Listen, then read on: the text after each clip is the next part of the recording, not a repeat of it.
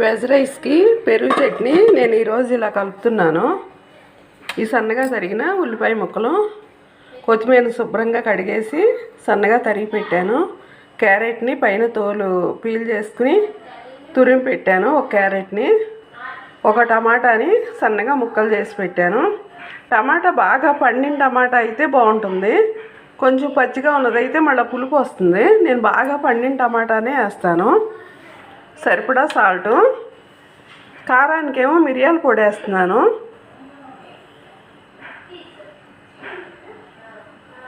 పచ్చిమిర్చి సన్నగా తరిగేసుకుని పచ్చిమిర్చి ముక్కలు వేసుకోవచ్చు. నేనైతే ఈరోజు మిరియాల పొడి వేస్తున్నాను.